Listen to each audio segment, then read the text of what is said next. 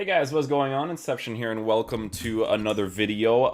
One thing I want to ask you guys in regards to my YouTube channel and stuff is, do you guys care if I have thumbnails? Do you think it would benefit the channel in any way? I don't really put thumbnails because, I don't know, I kind of just like putting the generic stuff on the top, on the front of the screen, not really like the whole thumbnail situation. Like maybe this video would look better with a thumbnail, but I don't know. But for today's video, we're gonna go ahead and we're going to make a cheap team here, right? This cheap team was a team that I used on the beta, and I really enjoyed it because there's a huge balance towards it.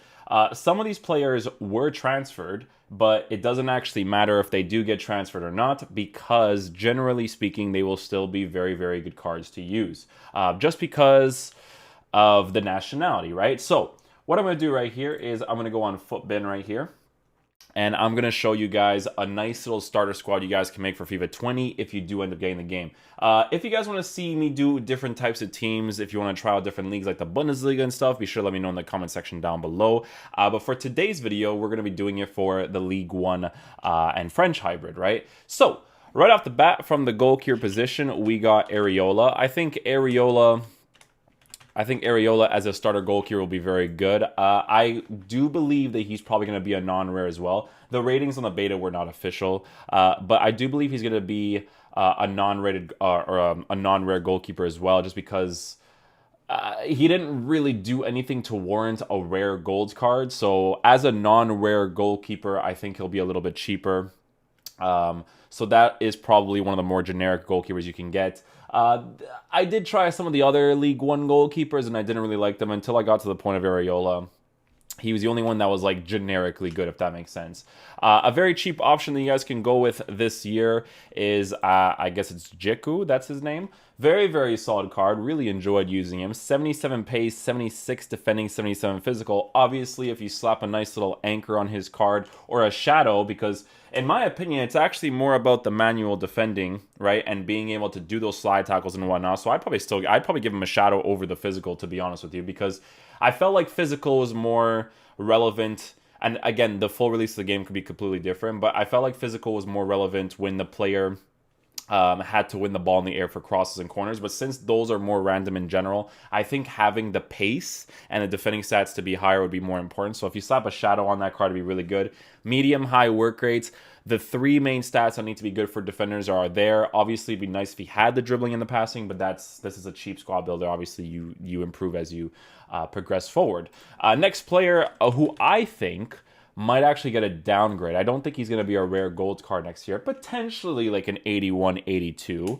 I think he might still be, potentially, still might be a little bit expensive. Expensive for the beginning, right? But he's still going to be one of the cheaper options. If this was a card that existed in the Premier League, yes, he would be way too expensive. And that's just how it is in FIFA. Premier League cards are just really expensive. Not really the ones worth getting in general in the beginning of the game. But I think he will get downgraded. I think he'll get downgraded to a non-rare as well, potentially. Just because of the recent purchase of the PSG and the fact that they're probably not going to use him that much because of the way that their team is currently set up right now. But yeah, Kimpembe as a center back with Jaqui would be a very solid partnership. He obviously as well has the 77 pace, 82 defending, 83 physical. The fact that he has the physical would just make it better for you to just give him a shadow card as well, right? Off at right back, I don't think it's going to be like a huge boost here, but I think that Kenney Lalo's card is going to get upgraded. I think potentially maybe like an 82, 83, 84 pace player with decent defending and physical. The thing about this fullback card when I was using him was the fact that he is an all-round good player, right? He doesn't have the shooting, but it didn't seem to be like that big of a deal, right? Because his dribbling was decent, defending was decent, physical was decent, passing was decent for that general area. Being able to pass the ball is a very underrated thing in FIFA in regards to fullbacks to the wide players. So definitely the type of card that's worth looking into. I would have put Malqui, the player from Napoli, up at right back. But in real life, I think they have him lined up as an attacker, so I don't know if he's actually going to be a right back in FIFA next year. So that's also another option. Malqui is this player right here. So I'll just put him on the bench just so you guys can see who I'm talking about, right? Obviously, a very solid card to have. 84 pace, 72 defending, 76 physical it's a pretty solid card, right? Off at left back, who I also think won't get an upgrade significant enough, is going to be Ruslan. Definitely pronouncing that wrong. I think he's going to be like the same card, but he's going to be a very sick card, right? Obviously, he's from the Bundesliga, but a very, very good left back that's French, right? He has 87 pace, 77 defending, 79 physical. He's just an absolute monster. I enjoyed using him in the beta a lot. No, there wasn't really any good replacements for him in regards to being a cheap option. You can obviously think about putting like Ferland Mendy in the team, but Ferland Mendy is going to be expensive just because he's from Real Madrid. It's just kind of the way that FIFA works, right? In regards to midfielders, first person that I want to put is Calculon's card.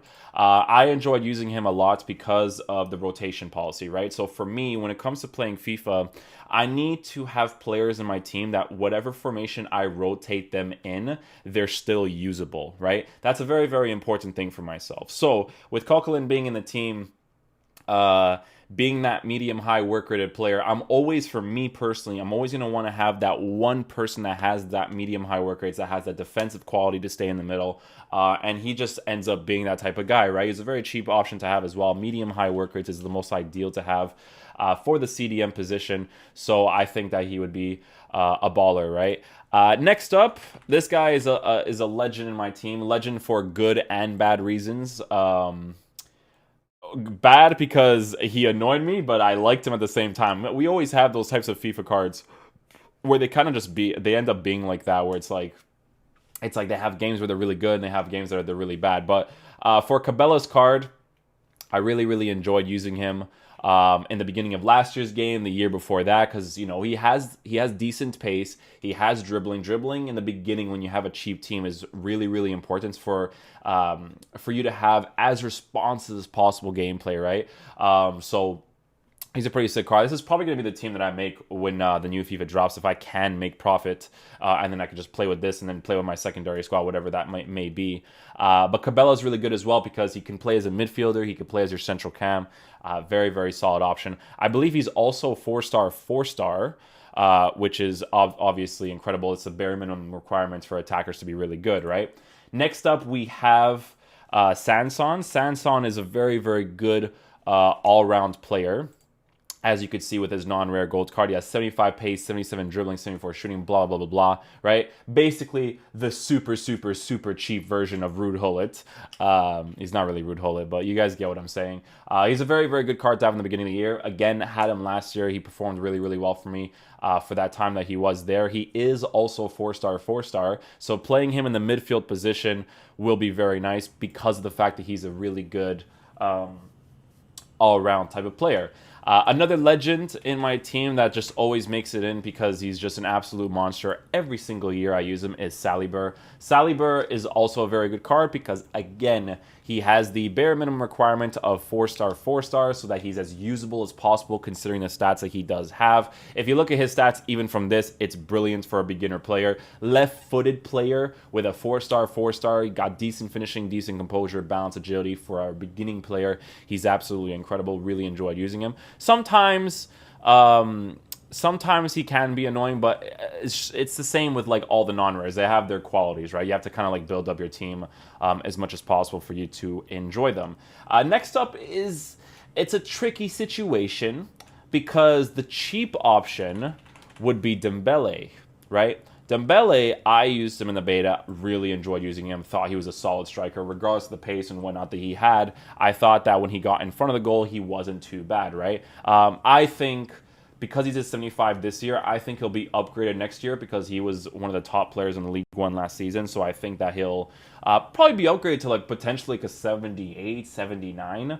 So I think that he'll be a very, very good card. I think they'll give him some significant stat increases. And he'll just be a solid player. If you look at his card stats as well, you can also see that he has 4-star skill moves. Doesn't have the weak foot, which sucks. They could give it to him next week, or next year, who knows. But I really enjoyed using a medium-low work rates. It didn't seem to be a problem with me.